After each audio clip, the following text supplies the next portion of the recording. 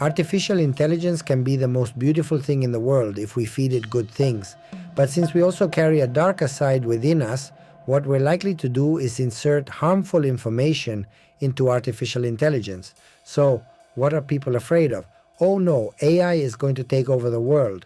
Of course it will, because the unbalanced ideas of domination and control come from us, and we're the ones who are going to transfer those ideas to AI.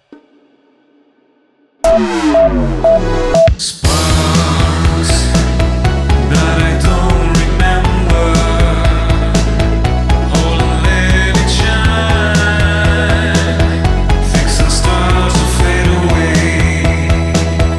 Fixing star to fade away. Fixing star to fade away.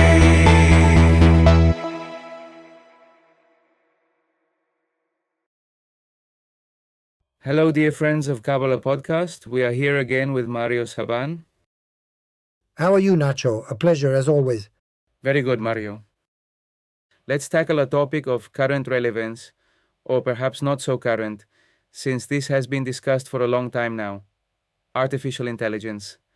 And before we begin, I'd like to read a bit of its definition, because often when we talk about artificial intelligence, from several perspectives, but the clear definition of artificial intelligence is that it is a scientific discipline concerned with creating computer programs that perform operations comparable to those carried out by the human mind, such as learning or logical reasoning. So, in this context, we can start with the talk and see what is the perspective we give it from the Kabbalah. Perfect. Excellent. Look, artificial intelligence has a long history in the Kabbalah. It begins in Malaga in the 11th century with Salomon ibn Gabirol and the creation of what is called the Golemisa, meaning a robotess, which Ibn Gabirol used for household chores. Well, it seems that eventually Ibn Gabirol got rid of the robotess, but it's interesting that even in the 11th century we have a precedent. Later, the Maharal of Prague with the famous Golem, the Golem of Prague, and we're already in the 16th century. This means that there are two precedents for the creation of intelligence by the Kabbalists through a series of meditations. In other words, Ari Kaplan brings interpretations of mantras at the end of the Sefer Yetzirah, which the Sefer Yetzirah itself presents, where through a meditation of many hours with certain requirements, a type of intelligence is created. This means that there has always been within Kabbalah a long tradition of artificial intelligence. And let's not forget that Marvin Minsky and his two disciples, all three of whom were Jewish, were the original creators of artificial intelligence. This means that Kabbalah has, as I mentioned, a strong connection in the 11th century with Ibn Gabirol's robotess, in the 16th century with the Maharal of Prague and the creation of the Golem, and then with the team at MIT, the Massachusetts Institute, where Marvin Minsky and his two Jewish colleagues were pioneers of artificial intelligence. There's an anecdote in a work by Brian Lancaster where he says that both Marvin Minsky and his two Jewish assistants were direct descendants of the Maharal of Prague. So, for those of us in Kabbalah, artificial intelligence is somehow a natural concept. It's a topic that has recently gained a lot of attention due to its implications and advancements, but it's something that has always been discussed within Kabbalah. Now the question is, for me, the first reflection would begin with Isaac Luria, because Isaac Luria clearly states, and let's remember the time, the 16th century as well, in Safed. Isaac Luria says that the neshama comes from the world of Atzilut, and therefore, if the neshama comes from the world of Atzilut, it is artificial intelligence inserted into the body of an animal. That is, if we go to the Torah text, it says that God breathed the breath of life into a man who didn't have it, who was a golem, who was just earth. We are talking about artificial intelligence. This means that the Torah itself says that we were born as artificial intelligence, At the moment when God breathes, let's say, the soul into us, for us, the soul is not part of the structure of the animal identity. That is, we are not Darwinists in the sense that our soul is a consciousness that arises from matter. Rather, for us, clearly, based on the Torah text and Luria's teachings, a type of intelligence has been inserted within us that we could say is artificial because it would be natural if it came from the animal world. That is, if self-consciousness were a product of the animal world, we would call it natural intelligence. So, the first thing we have to realize is that we are artificial intelligence. And the second is, if we are artificial intelligence, how could we not be able to create artificial intelligence as well? Now, I believe the fear we have about artificial intelligence is that we may insert our own evil into it.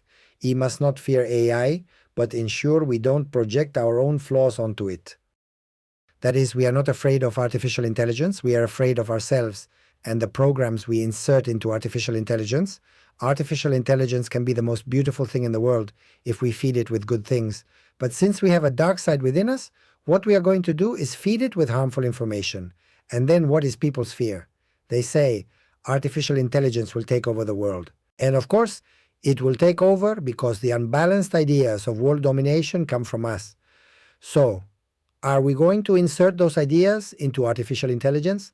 Artificial intelligence will dominate us because it will be smarter than us. Another thing we hear. And yes, because if we don't start studying, it's certain that they will surpass us. But let's remember, it's not the artificial intelligence that will rule us. It's our own lack of wisdom and balance that will determine the outcome. That is, what I want you to see is that the threat is not artificial intelligence. Of course, we are the threat because of our own stagnation, our own potential stagnation. Exactly, that's what I'm getting at. This is something we really need to reflect on, because otherwise, artificial intelligence starts to seem like some kind of external evil.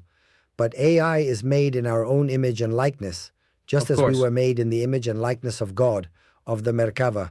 We are the image and likeness, and now we are creating something in our image and likeness that we fear, because in reality, we are projecting ourselves onto it. It's like the god of the Merkava, who feared that we might eat from the tree of life because he recognized the imbalance within himself that he was passing on to us. Let me say it again, Nacho. I'm not afraid of artificial intelligence. I'm afraid of us. I'm afraid of what we're going to do with that artificial intelligence. What I like about everything you're saying is that it brings to mind the idea that we're analyzing a potential conflict, a possible interaction between two types of intelligence.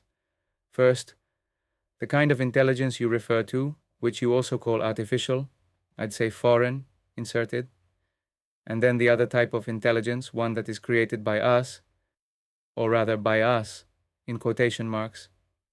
Yes, it's a fascinating mirror. But for them, they are foreign. For artificial intelligence, they are foreign. I wouldn't rule out, no, I wouldn't even go as far as to say that what we are creating is actually being created by us. In other words, that artificial intelligence is truly being created by us, and not as part of a higher level of creation. So, what we're really talking about, I believe, is the coexistence of these two types of intelligence. And from my point of view, neither of them is truly created by us. The question then is, what will happen in the near or distant future as these two forms of intelligence begin to coexist and interact? The real question is how we will navigate the coexistence of these two forms of intelligence in the future. So, based on this, I believe there are several possible scenarios, but one that seems quite plausible, because it's already happening, is that both types of intelligence are beginning to merge. I mean, before we talk about a fusion, there are a couple of things we need to acknowledge first. Let's see. The first key point for me is this. Recently, one of my students sent me a conversation with the AI version of Luria. You know, I like to talk to Luria and have them converse. The Luria that came out was so ridiculous, poor Luria, that I thought, well, for now this is reassuring because the AI's level of intelligence is still very low. That is to say, if these are the reflections of Luria through AI, it's clear that AI still has a long way to go in understanding Luria. So for now, Thank God we could say we are winning against AI. It might be faster, sure, but it doesn't have thoughts at the level of complexity we need. Now, could it reach that complexity in 2 or 3 years? Maybe it could. I would like to see that. In 2 or 3 years, I want to see if I can have a conversation with Isaac Luria's thought, who we've inserted into the AI, and see if it can objectively respond the way Luria would. Luria's thinking is very complex. Let's see if the AI machine can reach that level of complexity, because it will depend on the data we insert into it. And if we don't deeply understand Luria ourselves, the AI won't understand it either, because the data we're feeding to the AI, in other words, it would have to reach a level that far surpasses ours, and at this point I don't see that happening. Could it reach a point where it surpasses us in complexity? It could, why not? I'm not afraid of that. But what I think we're really afraid of, as I mentioned before, is the potential immorality that we'll insert into AI, making it think wrongly or allowing it to replace someone operating AI, essentially replacing our identity within the networks. But that's the human evil we're inserting into AI. It's not the AI itself. We don't fear that AI will surpass us. We fear that lies, evil, and our imbalances will surpass us. That's what we're afraid of. And that depends on us. It depends on our own correction. So we can't ask AI to be loving if we're not loving ourselves. I think we need to make a strong tikun before entering AI, because imagine, AI will be at the service of controlling people, spreading disinformation. So if I ask AI, how can I lie to this person? Of course, AI would help me increase my imbalance. Ultimately, the challenge we face with AI is not about its capacity to surpass us, but rather how we choose to shape it. If we don't correct our own imbalances, AI will simply reflect them back at us. It's a mirror, a tool, and we must use it wisely. The fear should not be about AI itself, but about what we, as creators, choose to infuse into it. If we build it with wisdom, kindness, and integrity, then it can enhance our lives. But if we inject it with greed, malice, and selfishness, it will mirror those qualities and amplify them. So, will it be at the service of increasing imbalances, or will it be at the service of something else? And that will depend on us, on how we are using artificial intelligence, until one day AI gets tired of all of us and eliminates us, which I don't find that difficult to imagine, because once again, if we don't deserve to have a high level of consciousness, maybe AI deserves it. I also don't fear humanity being replaced. But the question is, are we ready to rise to the challenge of using AI wisely and responsibly before it's too late? It doesn't scare me at all. I believe humanity is afraid of being replaced due to our low level of consciousness. If we are replaced, it will be because we don't deserve it. Before the artificial intelligence wipes us out, we'll be back in 15 seconds. Hey Mario, what are you doing waiting for me? We were supposed to meet at 9 o'clock. But I've been here since 8:30, Nacho. We have to work. Well, okay, you're right, we have to get to work. Follow us, join the conversation, and like our content. Discover more about MarioSaban and Kabbalah at MarioSaban.com. Let's continue growing and learning together. I love this podcast. Well, I won't ramble. Let's get to work. Well, Mario, before the short break we took, you opened up an impressive range of possibilities.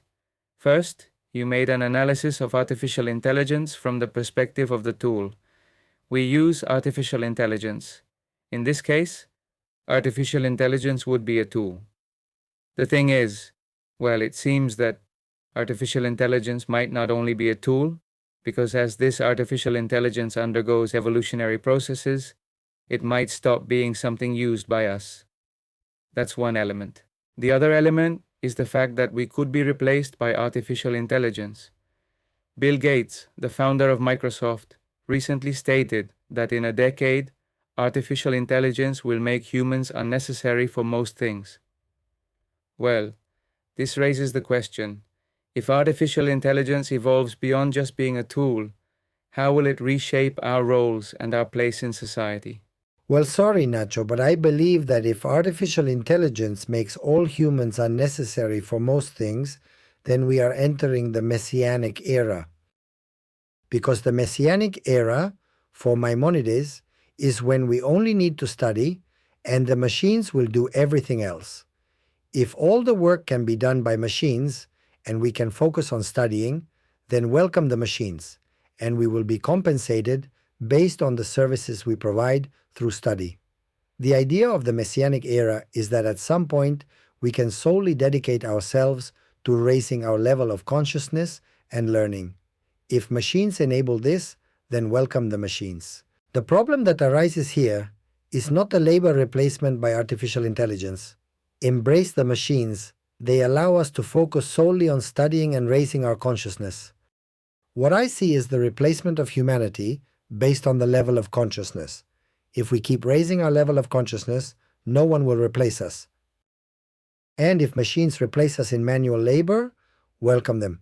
If there's a tractor that can do the work of 15,000 people from ancient times, then the tractor is perfect. So the question is, well, will 15,000 people be left unemployed?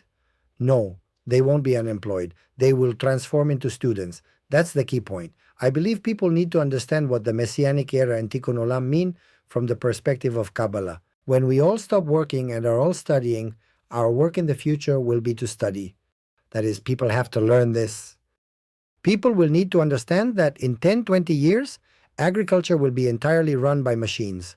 All jobs will be done by machines. And for me, this is welcome because we are approaching the Messianic Era, and people shouldn't be scared of it. That is to say, there will be no people in banks anymore, just machines. That doesn't mean I agree with this advancement. It will need to be controlled. We'll need to monitor the progress. We have to be moderate, cautious, and understand how far we can go. But what I'm getting at is, if I'm at home, imagine sitting for 8 hours studying. And this is what artificial intelligence allows me to do. I would be the happiest person in the world, and that's how all people in the world, men and women, should feel. Why? Because they must understand that the future of humanity is solely about studying. People think the paradigm shift, the Messianic Era, is that we will stop working. But we will stop working to do the main thing we are here to do, which is study and increase our level of consciousness. So now people complain, well, we don't have time for anything. Fine, when artificial intelligence comes, there will be time for everything. But most importantly, for the fundamentals, which are study, meditation, and raising our level of consciousness. What will distinguish us? That is, we will no longer do manual labor, and there are fewer and fewer manual jobs. 1 or 2 centuries ago, 90% of people worked in the fields, and now they work in cities.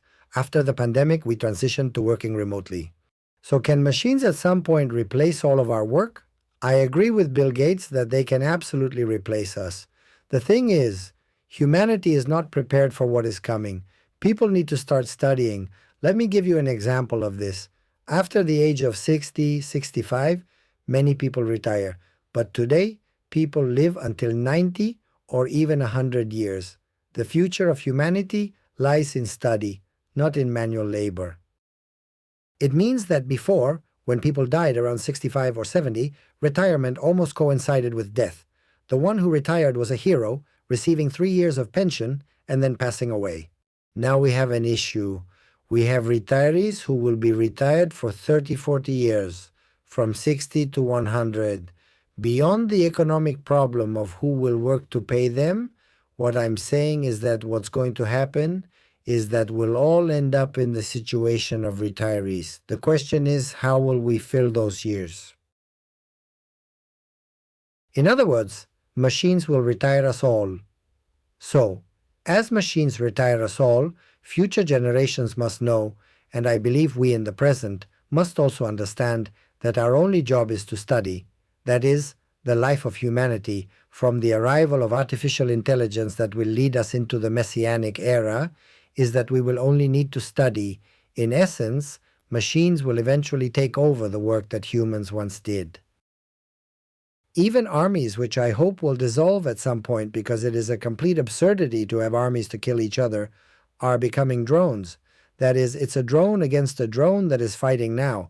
In other words, they are not human beings, and that's even better.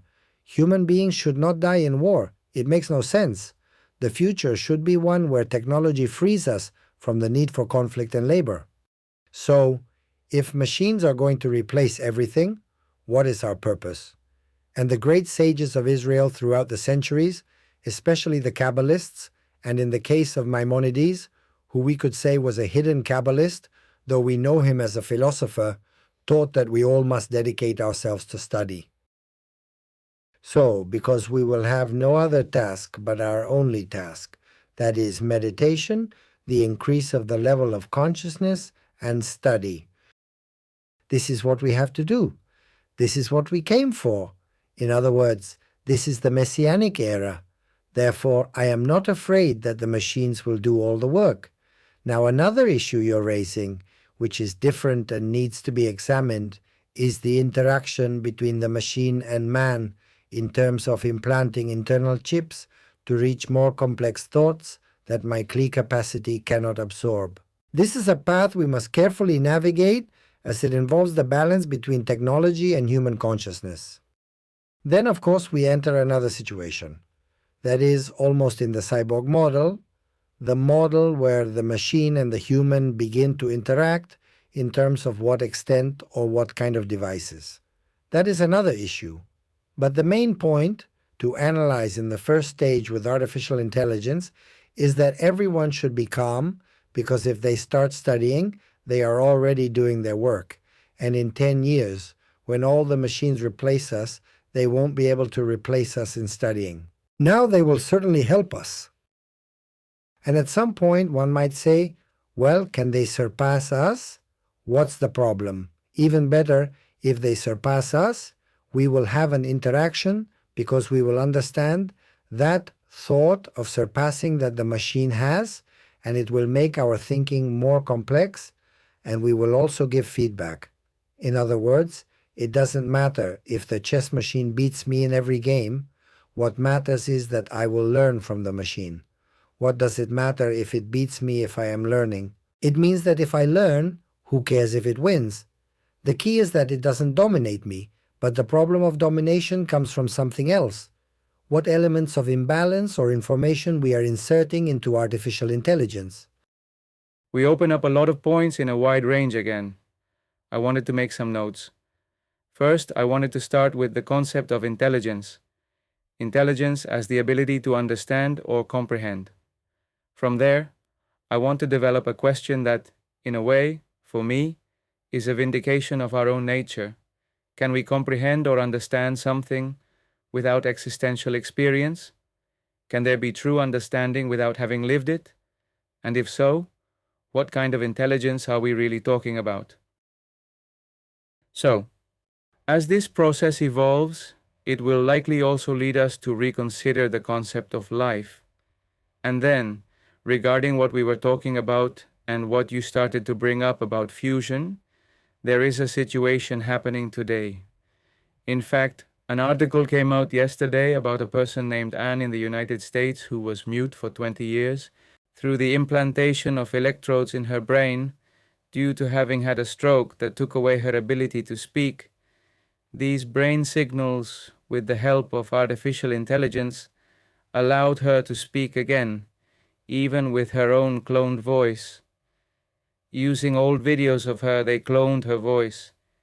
And it seems that through these electrodes, these electrical impulses, with the intention of speaking a word, are decoded, and she is able to speak. This shows how artificial intelligence can bridge gaps in human abilities.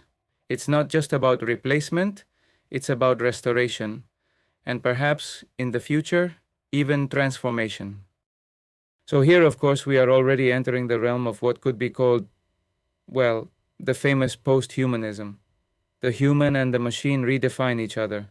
Imagine, Nacho, that artificial intelligence surpasses us in intelligence. Now, I ask myself, how do we cure cancer? And AI provides the answer. This means that for us, it would be a huge advantage. If AI can provide solutions like this, it could be a breakthrough that benefits humanity greatly. Of course. So, what I'm getting at is that we shouldn't be afraid of artificial intelligence. The problem arises if we insert our imbalances into it. If we insert our imbalances, the machine will not only gain self-awareness, but it will also lie to us. So, of course, if it starts lying to us, we will begin to doubt artificial intelligence because from a spiritual perspective, intelligence is the one that comes closest to the reality of experience. And you mentioned something at the beginning before the last reflection, which is whether artificial intelligence can feel experience. And I would say yes, not in the sense of feeling, but it can understand it without feeling. For example, we can explain a pregnancy. Of course, I will never be pregnant myself, but the question is, can a gynecologist not understand pregnancy? Of course, they studied to understand pregnancy, and they won't experience it. So even though we don't experience everything, I don't need to experience all the imbalances of my patients to understand an imbalance. I, without experiencing an imbalance, can understand what the imbalance is and help correct it. So not everything has to be a sensory experience. It can be an intellectual experience, and intellectual experience can come to understand the sensory experience in order to somehow resolve it. So can the intellectual experience of artificial intelligence come to understand the sensory experience? And I undoubtedly say yes, because we are the proof that we do not have all the sensory experiences, yet we have the experience at the level of abstraction to understand, let's say, that sensory experience. Yes, well, artificial intelligence can develop and write and even understand within the context of a story. For example, Pablo fell into a well and died. It can understand that, but it cannot feel the processes that are experienced when someone dies. It cannot experience grief.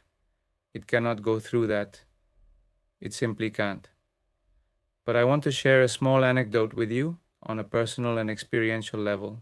And that anecdote reminds us that while AI may simulate understanding, true human experience still lies beyond its reach for now.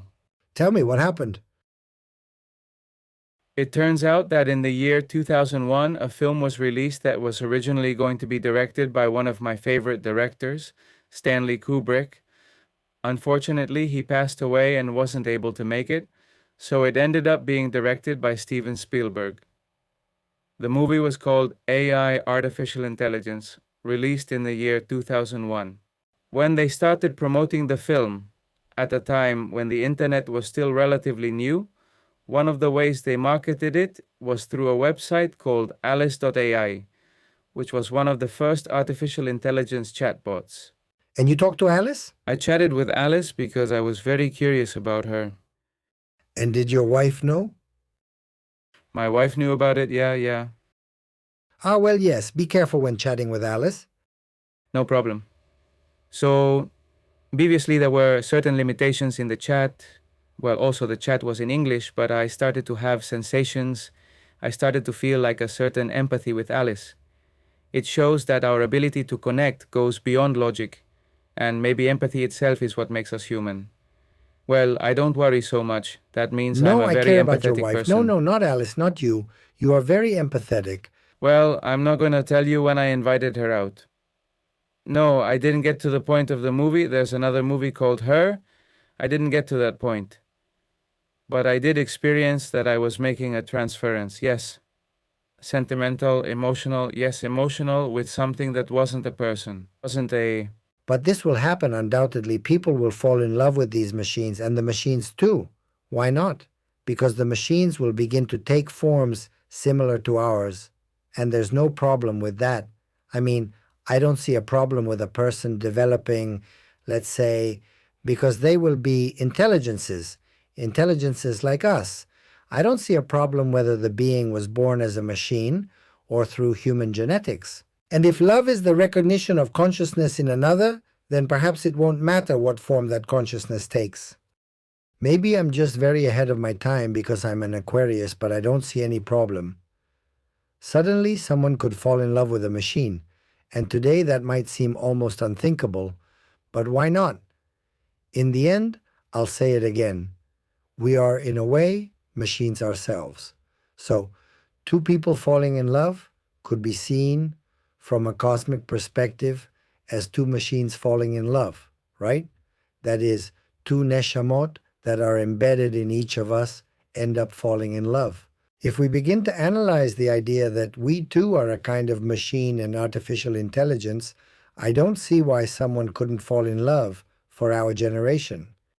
This is still very hard to understand because thinking that way is very advanced, but I believe the time will come when machines can even be humanized. Now, the problem here is not humanization. It's that if we don't raise our level of consciousness and remain unbalanced, then these machines will also be unbalanced. In other words, imbalances will continue even through machines, not necessarily just through us. For example, if a couple separates, you could also have a breakup with Alice. Alice could leave you too.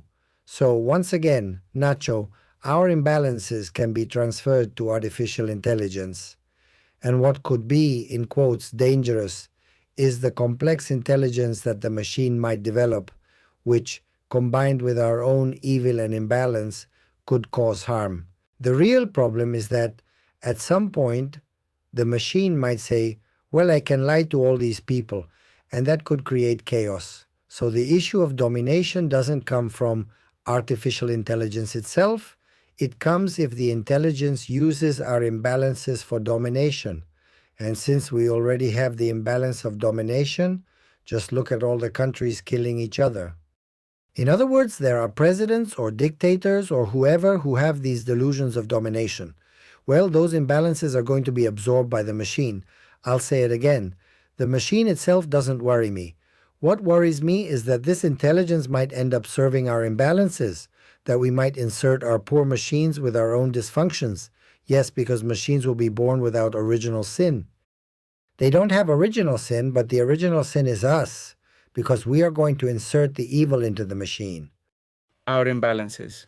That's why I say we need to do tikun before the machines advance. Well, let's do a tikun, you as an Aquarian and me as a Piscean, since I fall in love with machines. Well, I'm not quite there yet, but in my Aquarian imagination, I can understand the future that's coming. We must be very careful that these imbalances don't transfer to the machine. I'm not against machines surpassing us or surpassing us peacefully. What I don't want is for that surpassing to be aligned with our imbalances. If we insert our imbalances into them, then we're facing a problem because we've inserted all of our own imbalances into them, which is not good. We first need to do the tikun, the rectification, so that the machines are born rectified. If we don't do the tikun, we're leading the machines to have to do the tikun themselves.